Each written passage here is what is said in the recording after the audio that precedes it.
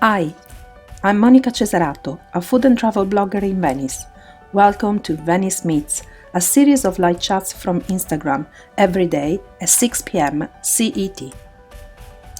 Today, I will be talking to Cecelia Pierotti, American violinist and expat in Venice. Pierotti! Hello, darling. Welcome. How are you? I'm good. I'm good. Yeah. I mean, like you said, it's a beautiful day, and I've been, sticking my head out the window a lot. Okay. Well, you got a little bit of a terrace. Not here, I don't. Oh, not on this apartment. Oh, okay. All right. Okay. Well, you got window though, have you?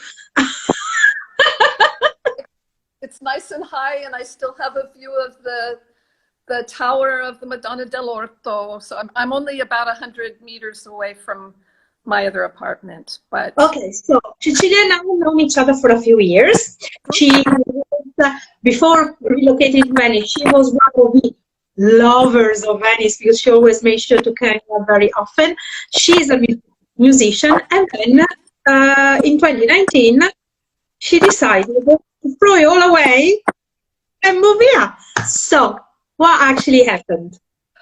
oh my God. Well, what happened was I couldn't wait any longer. I had probably since the very first time I came to Venice, which was in 1979. Whoa. I had been. I wasn't even born then. I know. No, I was 10 years. I was 10 years old. Okay. So, I mean, the seed certainly was planted then, and I came many, many times. I lost count, at least 20 times between then and recently. And, but in the Christmas 2018, a friend had come over. My daughter was with me, and she was saying, she has adult boys, and she said, when is Cecelia going to sell her house? This is a good time for her to do it. And I'm saying, oh, well, I'll maybe next year. I really should paint it. And I've got I've lived in this house for 30 plus years. Oh, wow. And you're from which area in the USA? In Vallejo. San Francisco. Near San Francisco. Yeah, near Okay. The Bay Area. Because I know everything about you, but who's listening doesn't know anything, so that's what I'm asking. Okay, I'm not being stupid.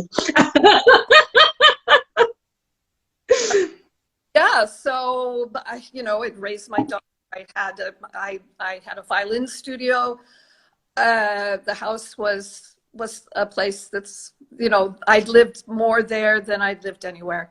But in the back of my mind, every time I'd come home from Venice, and people would always be shocked that I came home from Venice, that I just said, oh yeah, I have to paint. I've got all these things I need to, maybe next year. And my friend looked at me and said, sell it like it is. And By the way, who's this friend? Because we got to say thank you to her. I'm low, but she's not on social media. She raises in the country in California. But so it flipped a switch. It completely flipped a switch. And I had already been doing a clear out in the garage. I was doing like once a week this lame thing of taking a bunch of boxes and donating them. And,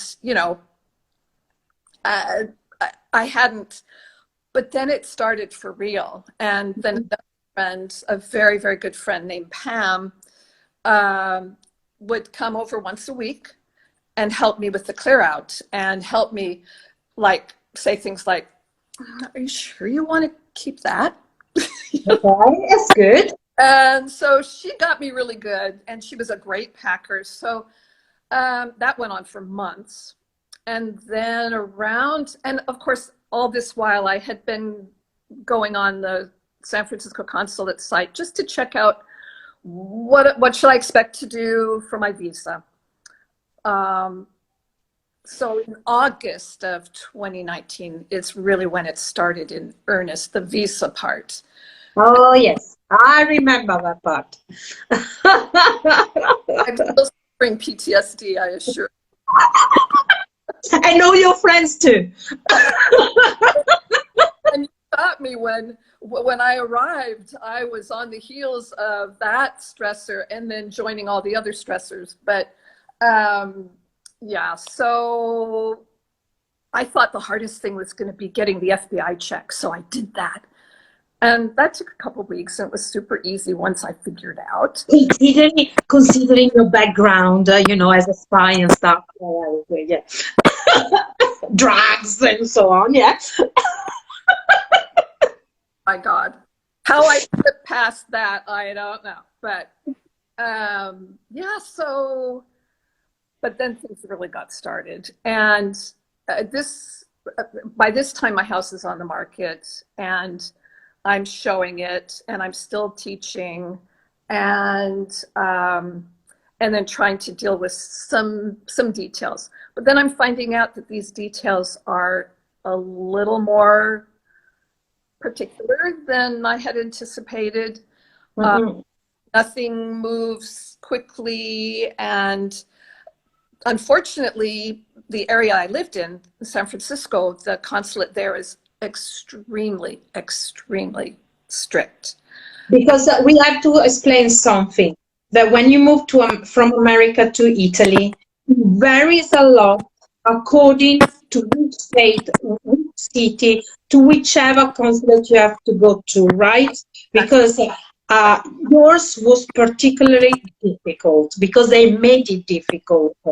Yeah. Because you actually had every single possible requirement to allow you to come over, because you had the money, you were selling everything, you had, you know, everything.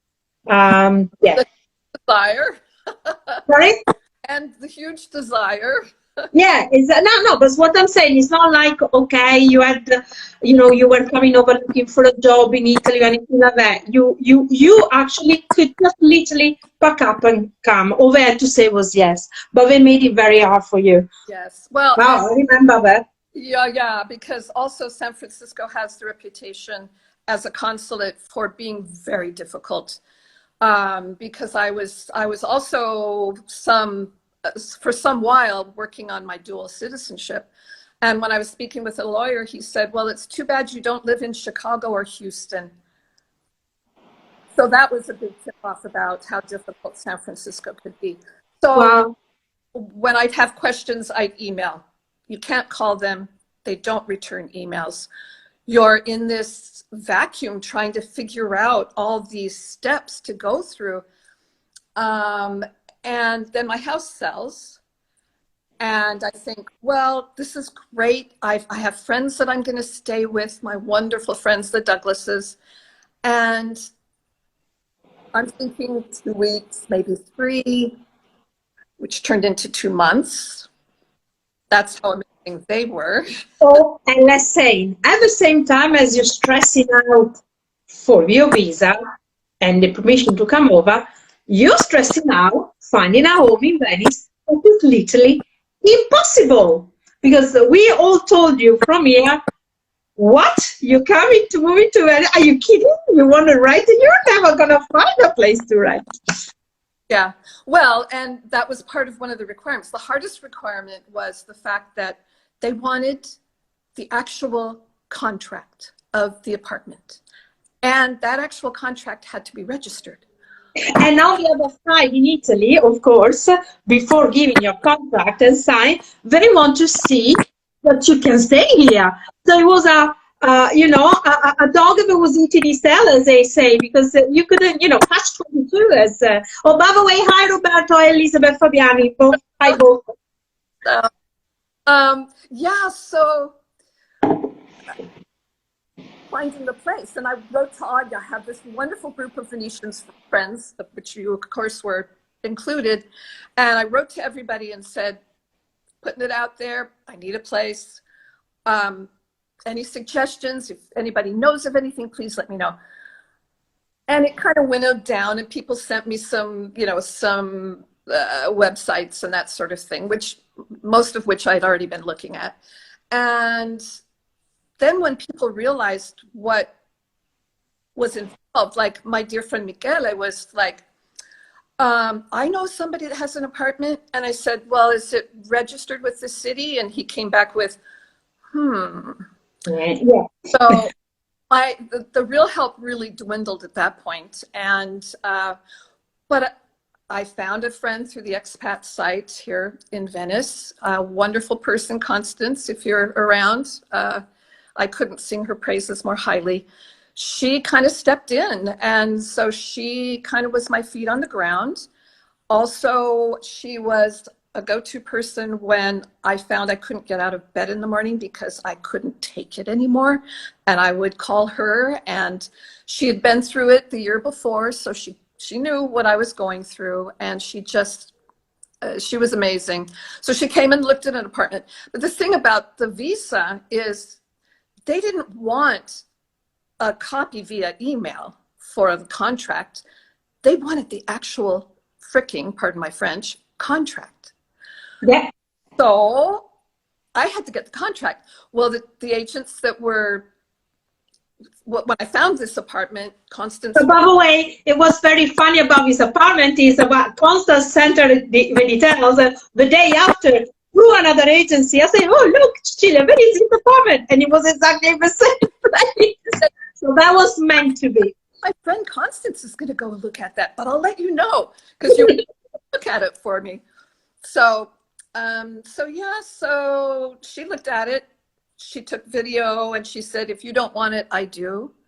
Because I said, listen, my criteria is just don't let it be dark and dingy. You know? But it's definitely not dark and dingy, I can say that. At the moment it is. Okay, but that's another story. Get to my after. That's another book. Yeah.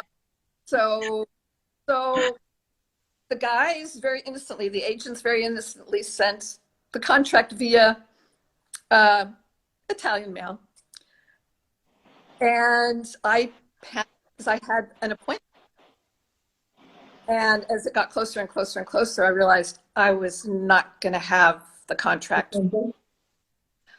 But I thought, you know what? I'm going to go anyway. I'll tell them it's coming. You know, I can send it to, you know, I'll do this. So I get to my appointment, walk up. And you know, I'm always telling you, the little tear always works.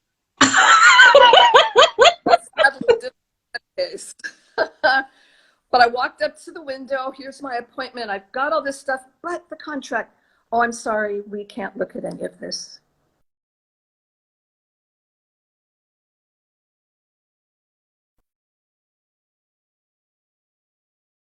Have I lost you? Oh, you're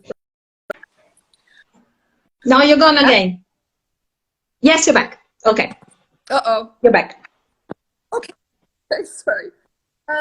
So she said I had to make another appointment. Well, that's a whole other game changer when it comes to making appointments. I walked out the door. Everyone was very nice. I walked out the door and I just wanted to cry. Because really what I wanted to say to them was, have you ever tried to get one of those appointments? No, of course not. So I left, and this poor family I'm staying with, you know, they're like, how'd it go? Not so good. No, it's okay. It's okay. They're fine with me staying with them forever. So the trick is I read on all these blogs about how to get one of these canceled appointments. You go online, 3 o'clock in the afternoon is the best time because then it's midnight and the calendar changes. I did every day for 2 weeks. Oh, wow. So finally I decided I'm just going to make another appointment. So I had an appointment, the next appointment, this is early October. Mm. The next wasn't until January, the middle of January. So now I'm already paying for an apartment. Of course. I got this contract that has made the trip across from here to there 3 times, but it was on its second trip at this point. So, so I'm thinking, okay, I think what I'm going to do is I'm just going to use my passport. I can stay for 3 months and I'll come back for this appointment. But one day I just randomly decided, you know what, I'm just going to check. And oh my God, there was an appointment available. It wasn't all red. There was an orange one, which meant maybe. it wasn't green, but it was a maybe. So Yeah. I do all that, you know, those stupid things, those things that look like a Dali portrait where you have to read the letters, and I get on, and it keeps rejecting me. It keeps telling me I can't. And finally I small print and it says, you already have an appointment. You make another one.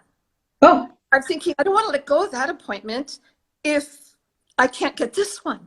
yeah, of course. Then it'll be March before I have an appointment. Yeah. So I panicked, of course. I held my breath and I canceled the January appointment. Okay. Then my computer crashed. No way! Oh my God! I bet you were overstressed. Oh my God! I didn't know all of this. Oh gee! This is just one afternoon. I'm surprised you never had a heart attack. My friends had really good wine for dinners. Yeah, definitely. Well fed and well wined. So I got my computer back on, got back on the site, went through the stupid Dolly thing, and landed. The appointment was still there. So Okay. so this was an appointment that was a few weeks away. I knew I'd have my contract by then because it was coming back to me. Yeah. I had sent it back Fed Express, and my friend Constance was going to send it back to me DHL. We weren't going to mess with the Post. Italian mail again. So I knew I'd have that. So I got the second appointment, went in. This guy was really by the book. He looked at that appointment, that my contract, he was line by line by line by line. I also, one of the confusing things with San Francisco is that a lot of the consulates require that you have a medical, proof of medical ability to, to have medical. Well, I had gone through a week's worth of running back and forth with my medical facility because I was under the impression they could say, yeah, she's covered, but they wouldn't. But everybody kept sending me here and there and there. Oh yeah, they can do it. No, they can't. Oh yeah, no, they can't. So I gave up on that. It sounds like something that happened to you when we got here, but that's another story. Yeah. Used to it by then. So I found this company that does international medical stuff, and I got that for a year and spent $1,800. Whoa. Appointment, and he handed that right back to me. Didn't even look at it. Did not even look at it. But I was too afraid to not have it because I didn't want that to stop. So he's looking at all my stuff, asking for this, asking for that. I've got it all, making copious notes, and then hands me a letter, a thing that he had written out of all the things I still need to have for him. You nearly killed him. Oh yeah. And then he got the nerve to say, so why are you not pursuing your dual citizenship? Is it the time frame that's bothering you? Yeah, because for dual citizenship, the next appointment wasn't until 2024. I've never wanted to deck somebody so hard in my life. Yeah, of course. I kept my cool and I said, yeah, kind of. And I left with my list of things to do, letters I had to write, letters I had to get from people. Then I had to leave with them my passport. He had my passport. He had your passport? Oh, God. They take your passport because in case you get your visa, they'll send you back your passport with the visa in it. Yeah, okay. Or maybe it won't have the visa in it. So I had to leave a priority mail thing, but I had only left that. And he goes, well, you have to pay for it. So I had to go to UPS at my appointment and drop it back in the box at the consulate. So I ran down to UPS, paid $15 for the mailing on this envelope, ran back, dropped it in a hole, wondering if it would ever be seen again, and waited. They don't email you that you've got your visa. They do nothing. You don't know. You're literally in a limbo waiting then. Oh God. Without my passport. And so I wait and a couple weeks go by, and I'm always the first one at the mailbox at my friend's house, you know. So this one day, a couple weeks into this, there's the envelope sitting in the mailbox. And I went running in the house, running up the stairs. Nobody else is home. I'm running up the stairs going, oh my God, oh my God, oh my God, oh my God, oh my God, oh my God, oh my God. And I throw it on the bed. I can't open it. It's just so scared of it. Frightening. So I finally looked at it, tore it open. There's my passport. Oh my God, there's the visa. Oh God. I have the visa. And I started sobbing. I can imagine. This took like 3 months, more or less.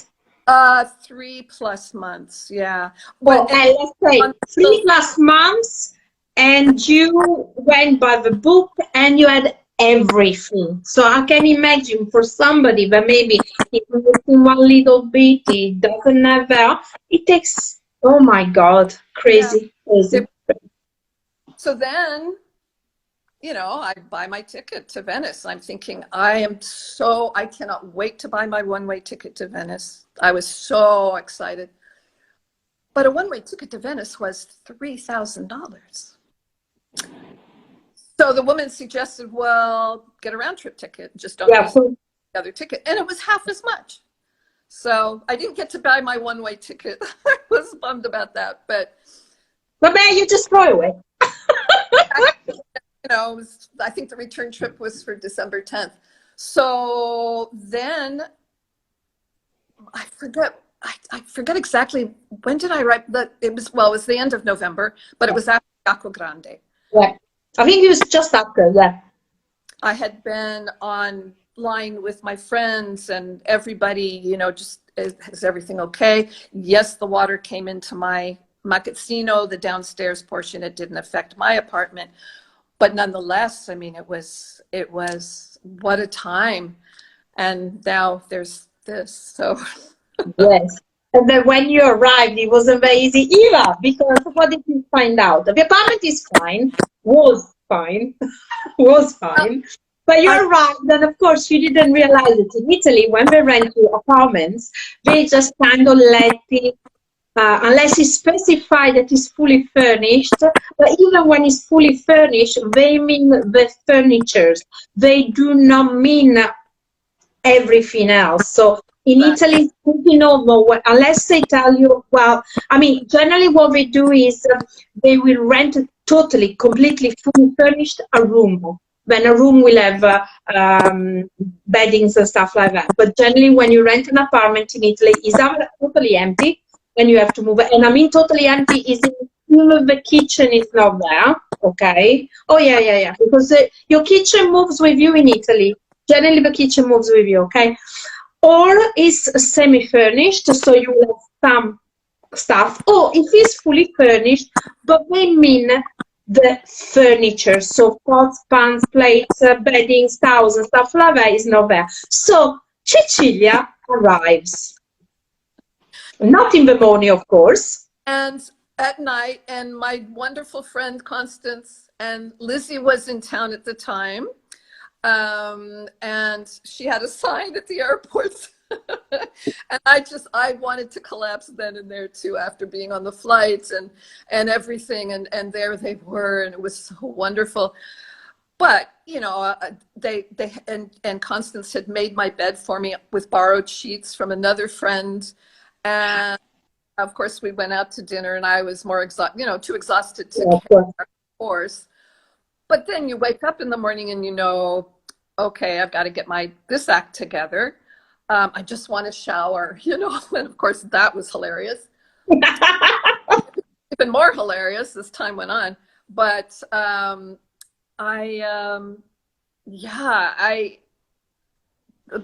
one of the most important things I had to do was within 8 days of my arriving, I had to apply for my permesso.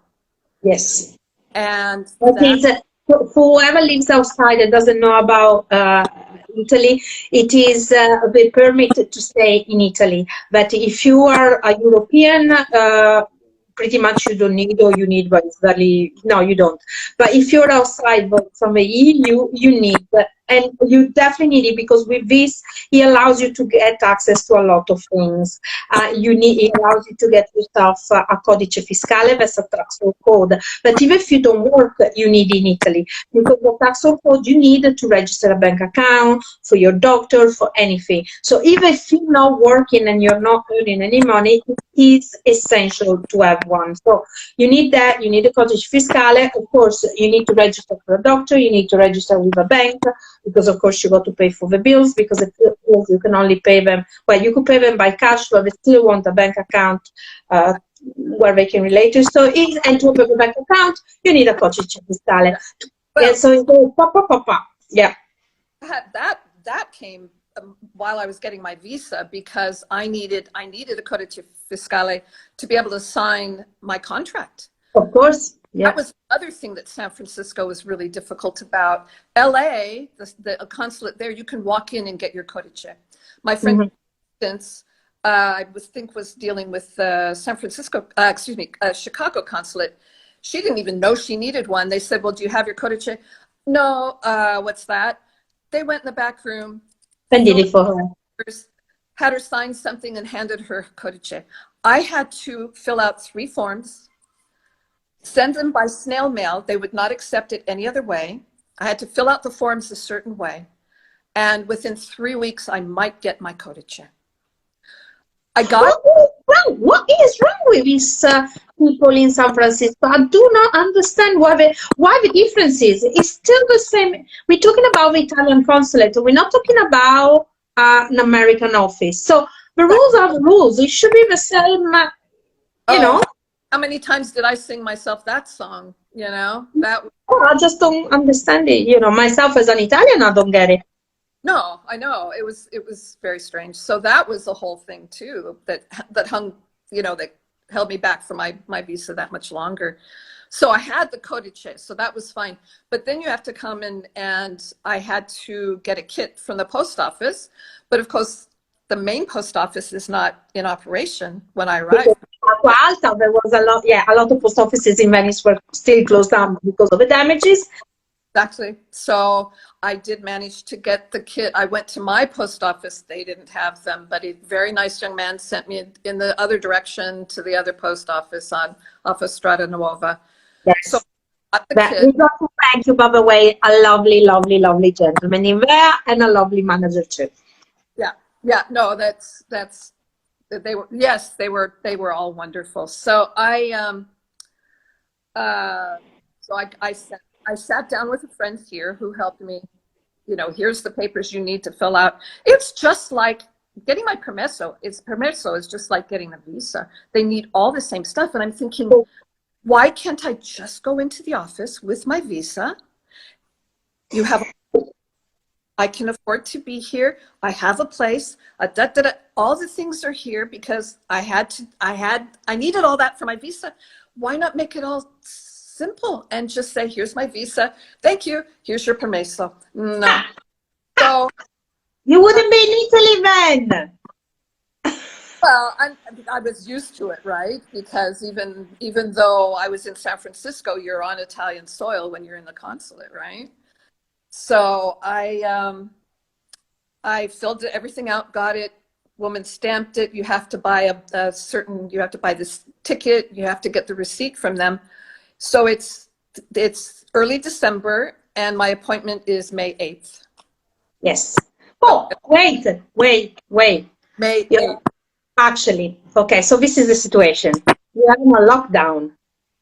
But the good news is, this I can tell you because I was reading it today. The good news is that a lot of paperwork has been postponed, but permessi di soggiorno, they're not postponing, they're not canceling the appointments. This is 100% sure because I was reading on the police thing. So all the appointments will be held. Of course, we're gonna have a system where you have to go and be online and whatever. Yeah. I don't know. But if you got an appointment, then you go for the time of your appointment. So, you know, Okay. it's in Venice, so your appointment, yes. Yes, I was wondering because Yeah. that's really good to know. I didn't Yeah, realize. they postponed a lot. Like, for example, if you, like me, I don't, but let's say if my ID card was expiring, they extended it for another few months. If the passport is expiring, you know, this kind of thing. But for people like you that need a permesso di soggiorno, no, that's they're gonna hold. At least that's what I was reading. So that's good. Good chance to get out. Yeah.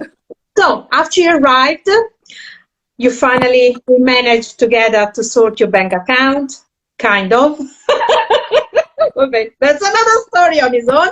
Okay, we sorted it. You finally settled in your beautiful apartment because your apartment is really, really lovely. It overlooks is in a beautiful location. You have a beautiful view. Tell us where it is and everything. About the apartment. So yeah, I mean it's plenty of space for me. I mean, I moved from a 2-story house where I had my studio in the house. I lived and worked in my house, to a 1-floor 2-bedroom apartment, 1 bathroom with a lovely little terrace overlooking is it the North Lagoon, Monica? Yes, it is. Yes, it is. Overlooking the North Lagoon. I mean, I can see part of the San Michele, the Cimitero, and Yeah. so it's very nice, and except that I can't be there because a pipe broke in my bathroom, and During the quarantine. and the work's not getting done. So Because unfortunately, this is how it works in Italy. She's moved into this beautiful apartment, but what she actually did, she didn't move to a tourist apartment as many other people probably would have done or so on, because Cecilia is here to stay. He did what an Italian would do, and she tried to find an apartment for long rental, possibly with with what we call in Italian 4+4. That's usually 4 years plus 4 years, and then it's automatic renewal unless you don't want to renew it. Okay. So she rented this from a Venetia. She is in a beautiful kind of condominium kind of building that there aren't any tourists, there aren't any foreign people, there are only Venetians. That's the most beautiful part of it, and we talk about that in a second. But the problem is, it's run by a Venetian. And he's from Chioggia. So apparently, still a Venetian, still Venice, still considered Venice, province of Venice. Still Chioggia. It's yeah. Okay. So the problem is that, of course, the apartment is probably his apartment, whatever, but he decided to rent it, but he didn't do no work to it. So within a week, poor Cecilia calls me and say to me, Monica, I can see some black on my wall. I said, oh, come on, he's only been there for a couple of weeks already.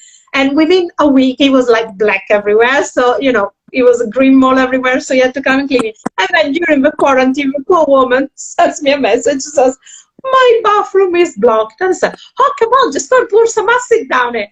Turns out that it's a major job, and now the bathroom is literally in pieces. So the good news is you are staying in another little apartment, though, and that's fine. Okay, not far. Yeah, it's a fine solution. I mean, I did the acid thing, but he sent his little. Now, how is it called? Tutto fare. To do it all. They do it all. That doesn't do it all. This one little old man came to my door with a backpack and a few tools, and to do exactly what I had been doing, plunging the pipe, plunging it. And I'm going, okay, I've done this thousands of times, signore. So. But you're a woman. Remember, you're in a men's world. You're a woman. So he mutters something to himself and leaves. And I'm thinking, well, he left all his tools, so he's coming back. So he does with this funny little hand snake, like I've never seen before. It's really darling. Yeah, it's called sonda. Okay. Like a sonar, it's called like a sonar. Sonda. Yeah. Oh, obviously to get whatever the blockage is. And all of a sudden my 80-plus-year-old neighbor from downstairs is pounding on my door going, and so this little guy proceeds to disappear. And my neighbors from upstairs, who are absolutely wonderful, come down, and we're all mopping and trying to console this poor woman who, you know, her bathroom ceiling fell on top of her. Yeah. She lives on her own, so, you know. And I'm freaking out because I think it's my fault, and everybody's telling me, no, it isn't. I would have done the same thing, but I'm still feeling terrible. And of course, my landlord is saying, yes, it is your fault. It's been a ride. It's been a ride. Now, the good thing about this is, the good things about this. First, we really bonded within weeks, you know, with your neighbors, but probably in any other circumstances, it would have taken you much longer. Yeah. Because, of course, you know, everybody lives his own life. You know, instead, this way, because of what happened, you actually got to know them. You actually got invited to eat with them as well. Oh, I had been before anyway, but this was, yes, this was very bonding, and they were very concerned for me, and they're just upstairs, you know, so. And that's very big. That's so Italian as well. And, you know, I think that is an extra step for you to become a Venetian. Working you on know. it. Yes. Yeah, definitely. But it sounds like, you know, have you ever read Ayer en Provence, the book? Oh, yeah. Well, I think yours should be Ayer in Venice, and many more. Oh, the first year in Venice, so, you know. But it's amazing. I mean, and let's say, generally for you, compared to a lot of other stories, a lot of other people that I heard that moved to Venice, relocating has gone quite smoothly, all in all. All in all. Well, and, you know, it's, I was having a Zoom talk with my family yesterday, and my daughter was saying how I seem to be taking this all in stride. And it's like, I have friends here. You know, some friends have been asking me, do you, you know, now that we're in lockdown, are you regretting your decision? And the first thing out of my mouth is always, no, I don't regret this at all. I miss being out. Yeah, that's a logo. Okay. Terribly. But I must say, you know, no, I don't regret this decision. And people ask me if I miss things. Not yet, not terribly. Things flash in my head, you know, a place or my Kashmiri chai at a special little place in near Berkeley, and walks on a certain beach. But your daughter, please say your daughter, otherwise she's gonna slap us both. Say you're missing your daughter. Please say that. But you know, all this, you know, technology, it's been okay. And she did get to visit me before all this madness started. So, well, I see it this way, that maybe if this happened, maybe in December, maybe the situation would have been different, because you just moved in, things weren't smooth, you know, maybe a little bit of panic and a little bit problem. But, you know, you've been here now, 5 months now, nearly 6? Since the end of November. Yeah. And, you know, you kind of, you know, you're making friends, you're getting to grip, you're learning, well, you already speak a little bit of language, you're improving it, you have your places in Venice where you know you want to go to when this will open. I just think is probably is happening at the right time. If it happened before, probably would have been much harder. Or if it happened in the USA as well, because it would have meant, oh my God, you couldn't be, you wanted to come over, but you couldn't come over. So in a way. No, I sold my house. I would have been, my poor friends, although, you know, they had the room and they were absolutely wonderful with it. You know, it would have been, yeah. So, the timing was good as far as that's. And I know we're all annoyed that we have. I've got a question for you. We're all annoyed that your bathroom is broken down, but I also explained right now. Obviously, is not being put. You know, because you are in another apartment, is not seen as a priority. So I costume, things will be sorted as soon as we get out of lockdown. So, you know. Anyway, Sai from France, and I hope I said it right this time because I keep saying that she's from, she's in America, but she's not. She wants to know, do you have an Italian teacher? Hi, Linda, by the way. Linda, nice to see you, or sort of see you. So, do you have an Italian teacher? I, some years ago, started taking lessons at the Istituto. Through the Istituto, I met Jacopo Gorini, and then subsequent years, I was taking private lessons with him. One of my trips over, he wasn't able to give me lessons, so he had his friend take me on, Michele Lenzarini. So Michele is my teacher now, although I haven't been studying with him since I've been here. I finally decided to buy one of the Italian newspapers and slowly go through articles and write down all the words. So I'm working on that again on my own. Yeah. You're not having online lessons with him? Sorry? You're not having online lessons with him? I could. So that's yeah. So probably will, because it'd be nice to see him since I can't see him. And for you as well, I think this is an opportunity for you to do it. You know. Exactly. No, exactly. And I need to talk. I can walk around my apartment talking to myself in Italian, but it's not. Anyway, so as you know, I always ask my guests to have something unmade. Now, I know you've gone crazy, and I had to give you a limit. Yes, and I had to say to her this morning, darling, that's fine, but this is not a shopping channel. Right. I can open a shopping channel. We do something different. Exactly. Okay, so I told you, maximum 5 people. I'm more than happy. So who would you like to introduce to the world? Well, there's the obvious, and I'll do that first because there's Monica. I mean, Marisa. Let me see. Marisa, if you're watching, they're both from Marisa Convento, the Imperiessa, that today had a beautiful, beautiful talk on Facebook, and she's with us. She's going to be here on Saturday with me, talking, having the same conversation. Okay, so I'm going to take this off and put this. Oh, and the earrings you're wearing are hers as well, right? Good. No, for Alessia. No? Oh, they're Alessia. Oh, sorry. Alessia, I'm so sorry, Alessia. Oh. And this was also, okay, here we go. No. Oh, yeah. This is from Alessia Fuga, my friend Alessia, who is a lamp bead maker. So, Marisa is an Imperiessa. Alessia did both the earrings and the actual bead. And we went to visit her a couple of months ago. Yeah, it's already a couple of months ago. It was February, wasn't it? Yeah. Yeah, can't believe. Yeah, and we went to see her while she was working on her bead. Okay, then.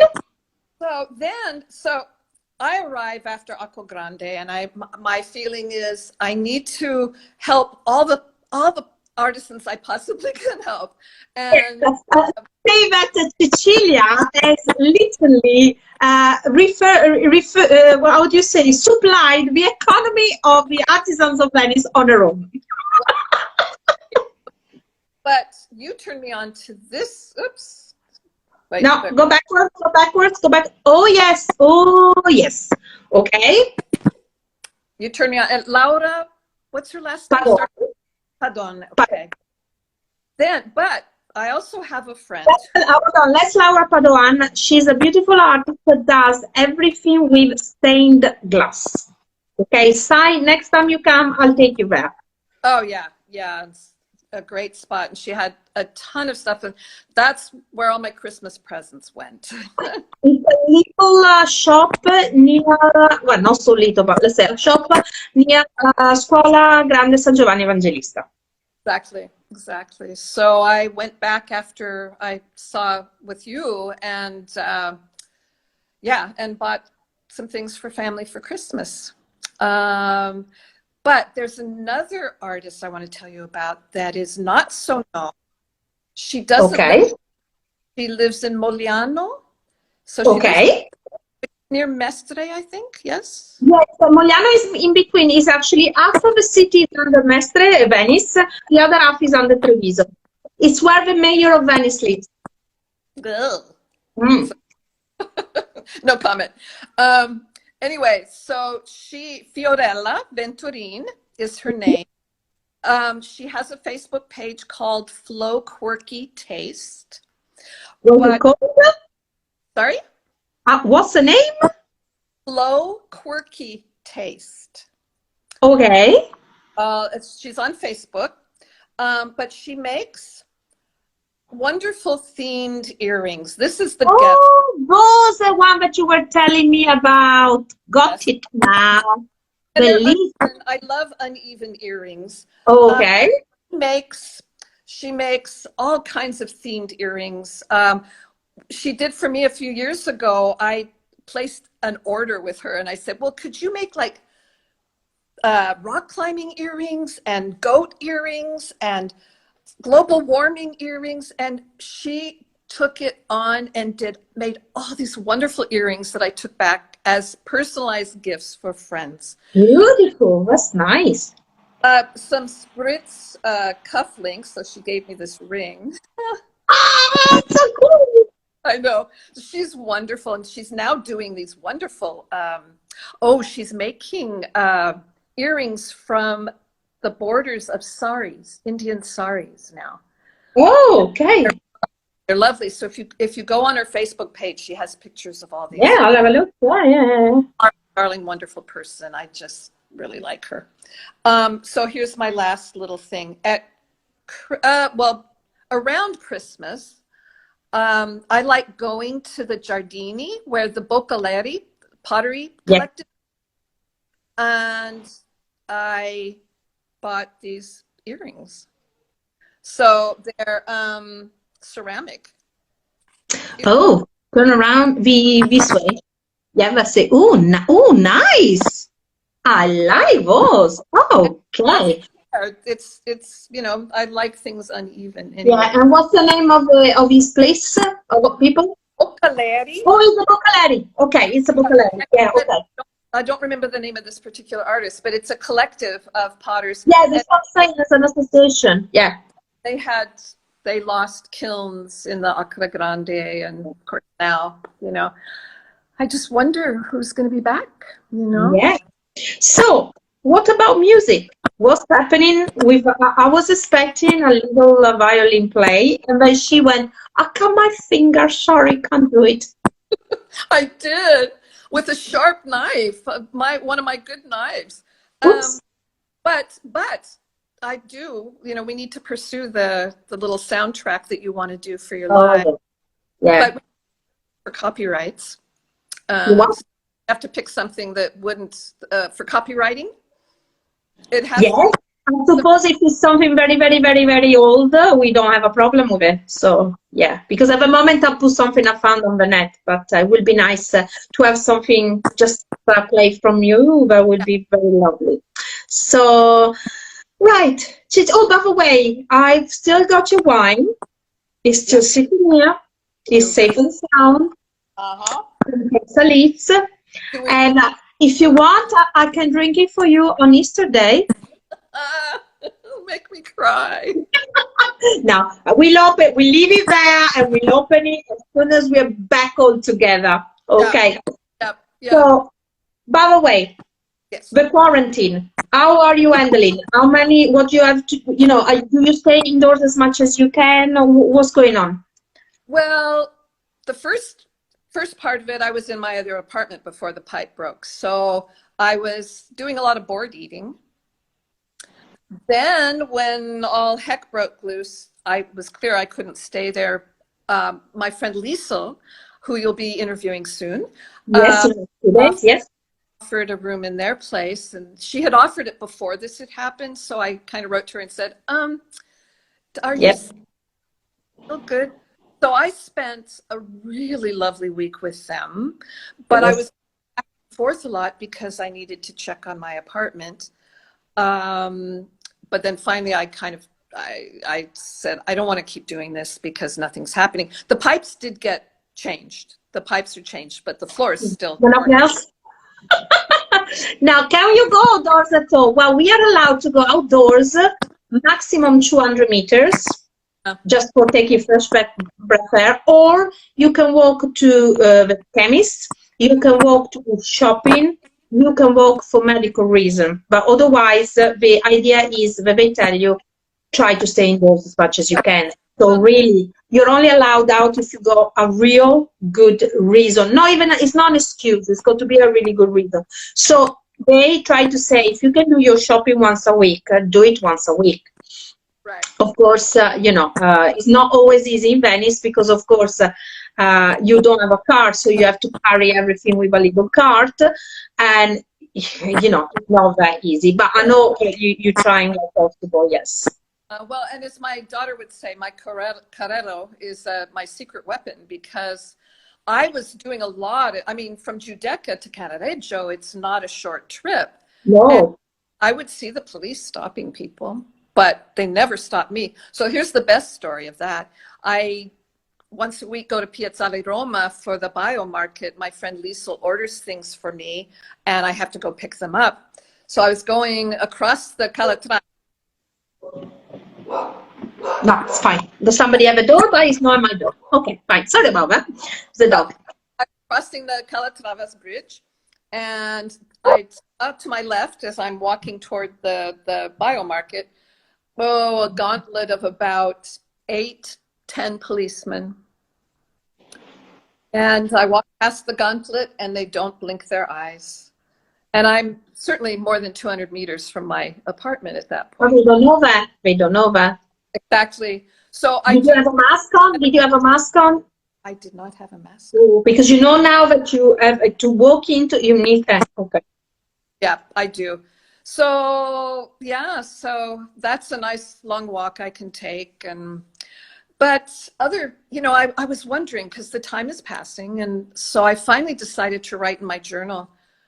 I kind of, at the times, like this time I took a shower, this time I was on, this time I was doing this time I was doing. So I've kind of journaled it a little bit, just to see. I'm eating a lot. Like the rest of the world, I think. Don't worry about it. It's normal. And you're in Italy, you're allowed to anyway. But I'm not getting my 10-mile walks in, you know? Yeah, I know. I've started doing is a bit of a photo project where I'm documenting the food I'm eating. Right, okay, that's good. Listen, Cecilia, I've got to say goodbye now because the time is running out. See, you wouldn't worry. What are we going to talk about? I knew we had loads to talk about. And this is, you know, so interesting, I think, for anybody that might want to move to Venice or Italy in general, when things obviously are settled down. But, you know, it's not undoable. It's not an easy thing to do. And but it would be nice to talk to you again, maybe about the reason why you wanted to do it, and you know. And so, by the way, happy birthday! Even if it's nearly a month ago, but you know, we didn't even get to celebrate your birthday. But at least you were with somebody, you were with some friends, at least on your birthday. So now I'm pretty sure the day that they say to you, the world is open again, me and you have got big birthday party. Between yours and mine is. Yeah, sure. Cecilia, thank you so much. It was so nice to see you. I know we speak to each other every day, but it's nice to have done it this way. And I hope it felt good for you too. Oh, thank you again.